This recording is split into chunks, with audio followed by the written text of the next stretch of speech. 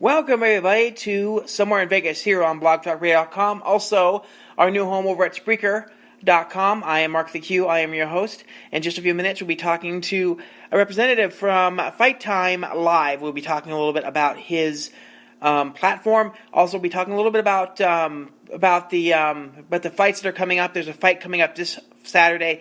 You can download the app, or you can watch it online at FightTymeLive.com.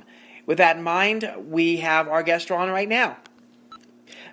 Okay, we are live with Khalif-Delence, who is the chairman and founder of Fight Tyme Live. How's everything going so far in terms of the fights this weekend? The fight is going to be amazing. Things are going wonderful. We're really showcasing in 188 countries these fighters that are coming up, fighters that are virtually unknown. These aren't your everyday, I guess you would say, pay-per-view, pay-per-stream fighters. These are fighters that we're breaking new to the globe with the WBF World Boxing Foundation and Fight Tyme on our Fight Tyme Live network. So things are going wonderful. Yeah, I mean, having that relationship with the World Boxing Federation, WBF, I mean, that's a big deal in terms of the future of the platform as well. I mean, how is it to be able to partner up with the WBF? It's a really revolutionary thing because really rarely do you have a broadcast platform, agency, as well as a sanctioning body coming together in an organic way to really empower the fighters. So many times the fighters get the short end of the stick. So at Fight Tyme, our platform is geared towards the fighters.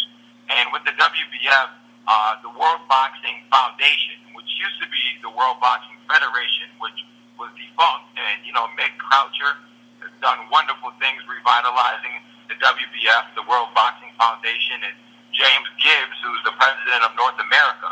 And so from that standpoint, we're really, really focusing on not just creating wonderful, engaging combat sports promotions, but also in providing resources for the fighters like health insurance, and things of that nature, teaching them how to use cryptocurrency. So once they're out of the ring, how are they going to sustain, that lifestyle in their family? So it's very, very important and revolutionary what we're doing with the WBF for the sport.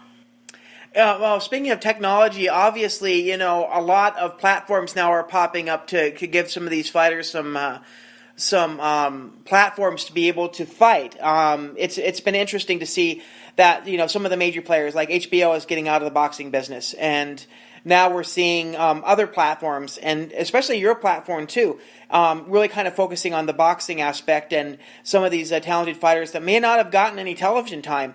What does it mean to have a live platform like this so people not only nationally here in the United States but international be able to get some exposure? That's a wonderful question, and I'll give you a real-world study. Like the former lightweight IBF champion of the world, Robert Easter Jr., fought the current IBF lightweight champion of the world, Richard Comey, who wasn't the champion at that time. But they fought on Fight Tyme. This is way back in 2016 in September. And the reason why I bring this up is that larger networks that are traditional terrestrial networks, such as HBO, as you said, who got out of boxing, Showtime, ESPN, even like Spike TV and things of this nature, they're really only in the U.S. and Canada.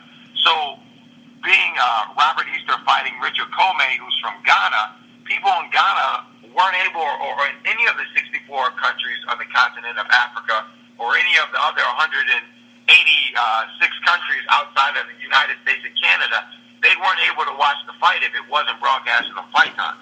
Nowadays, you see so much disruption in the marketplace of traditional terrestrial linear TV because of the paper stream, because of the cyber, because of the apps, the Apple TV, the Roku, the Fire Stick. And that's what we've done is we've really decentralized broadcast. And we brought it not only from the social aspect, but also giving the fighters a way to share in the action. Even on Showtime or even on DAZN, even all of these other major platforms are doing wonderful things. but the fighters seldom get revenue share, into outside of their purse. The fighters are limited, are marginalized. They're not sharing in the advertising revenue. They're not sharing in the data monetization or the data mining that's happening from the network side or the platform side. They're not sharing in the sponsorship revenues that are happening. They're not sharing in the media buys. So we've brought a systematic ecosystem to the combat sports world, because not just boxing, but MMA, Sambo, Sancho, Jiu-Jitsu, traditional martial arts, archery. So we've created a business model and harmonize it with the fighters, with the promoters. The promoters are very important. Without the promoters, the fighters don't get moved. The matchmakers, okay, down to the sanctioning bodies like the WBF, even working and willing to work with the WBC, the WBO, the WBA. So we're really, really created something that's not only unique, but something that's quite sacred, and that, we put a lot of energy and resources behind, to say the least. Yeah, and to be able to have, a star like from Ghana to have the opportunity to be seen in the United States. I mean, there's been, there are European fighters that don't have, access to the United States, getting behind them more. Maybe some of the South American fighters or some of the Central American fighters, some of the Caribbean fighters as well. So like I said, it's getting that platform to be able to see some of these stars that people may not have known or heard about, that are probably some of the most talented boxers out there. I mean, Ghana is known for its really talented boxing history, and I don't think very many United States fans know about that in terms of the boxing world. You're absolutely correct. And, the thing about the U.S. and Ghana or Africa, the Middle East, which is essentially still Africa, or, Australia, because even the WBF was revitalized out of Australia. But in order to be branded properly, everyone understands and understands that America still has you have to pass the litmus test. You have to be a fighter that's moved through the American markets. You have to get in touch with not just a strong stable from your fighting side, but also your brand. A lot of fighters nowadays are realizing that it's not about so much just inside of the ropes, inside of the ring, that it's also about creating that brand, creating the brand awareness for your brand, from merchandising, simply selling shirts and hats, and even down to when we do our paper stream, we give the fighters promo codes. The fighters go out and say, hey, come watch my fight on Fight Tyme, $4.99, and we give up to 99 cents when the fighters hit various milestones, revenue share for the fighter. So a fighter may make, say, $2,000 on a purse, maybe on a 8-round card, okay? $2,000 for a purse, not really that much. But when you think about, you have another 10,000 social media followers, and of those 10,000 social media followers, say you have a 30% conversion rate, so you got 3,000 of those followers who engage when you say, hey, come watch me on Fight Tyme, use this promo code. They come watch you on Fight Tyme, that's an extra $3,000 you just made. So you made more money off of monetizing your social media or your audience than you did on your purse actually fighting in the ring. So we're creating an environment where this is bigger than fighting, this is bigger than boxing. It's really a technology play as well. We've integrated with our sponsors, Sports Crypto, which is a cryptocurrency ERC20 token on the Ethereum blockchain that allows fighters, as you talk about, brother, from Central America, or fighters that are from places like Venezuela, where we see right now the political unrest and what's going on with the currency, the bolivar being inflated. They were printing bolivars like there was no tomorrow. And so where you have a loaf of bread that might have cost 5 bolivars now costs you 50 bolivars. So back to the Venezuelan fighters, just like this weekend on the card, we have Prince Isidore, who's from Trinidad and Tobago, and then you have Anthony, who's from Anthony Armas, who's from Venezuela. And Venezuela, with the currency, he's getting paid a couple thousand for his purse. But by the time that money actually goes back to Venezuela with inflation, that $2,000-3,000 is, you're lucky if you're getting $1,300-1,400 of that value to actually spend in currency.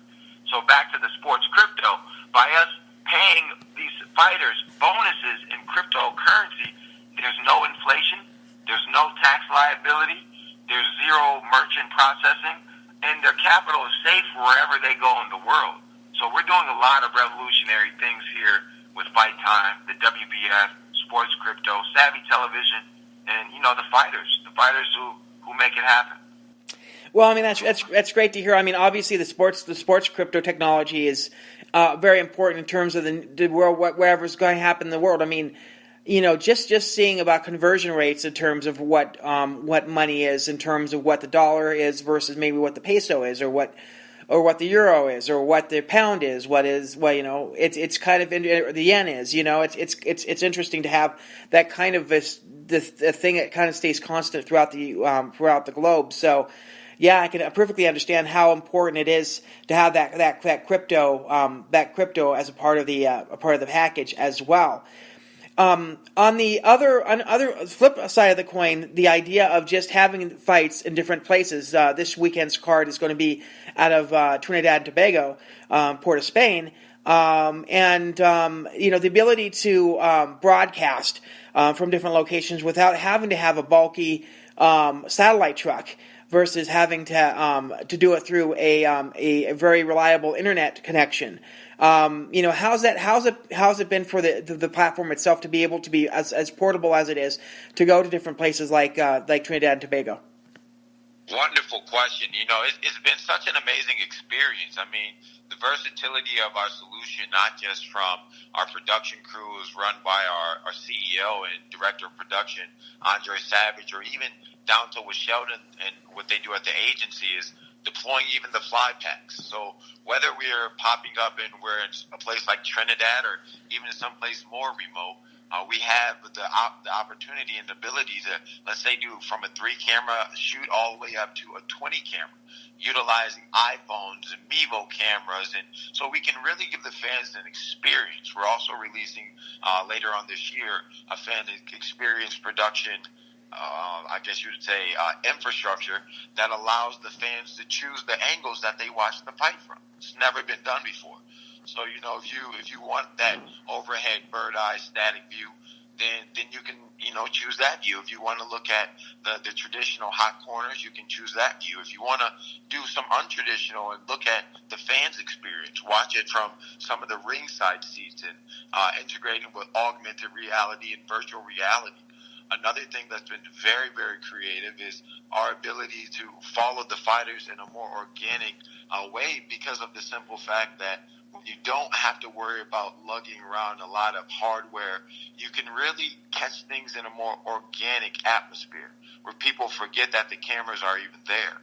And so the experience has been wonderful. We're continually innovating our technology. We're continually learning and upgrading. We're continually adapting to new, peripherals that come out and new challenges in the marketplace. But overall, it's been a beautiful journey, and we look forward to continue to move forward. Yeah, you mentioned the fact that that it's not only going to be boxing on this, but possibly MMA and other combat sports as well. I mean, how are we looking in 2019? Are we going to kind of stay with the boxing, or are we looking to expand a little bit more? Wonderful question. We're definitely expanding. We've done combat sports promotions. We actually have a fighter whose name is the Ox Fighter. His name is Callan Chaos Williams. He's not only undefeated in MMA, but also in boxing. So from that standpoint, we're also getting more into the Brazilian Jiu-Jitsu and just covering a lot more content on our network. Because we're not just a streaming platform, which is really important to understand, is that we are still a linear-based network. And what I mean by that is when you go to Apple TV or Roku or Fire Stick or our Android device or our Android app or our Apple apps or any of the Windows or mobile devices or any of the ways to access Fight Tyme, you'll notice that it's untraditional because there's not a subscription required. Just like when you turn on traditional cable television, linear TV, there's scheduled programming. So we have a scheduled programming model, but we also have live pay-per-stream. So from that standpoint, when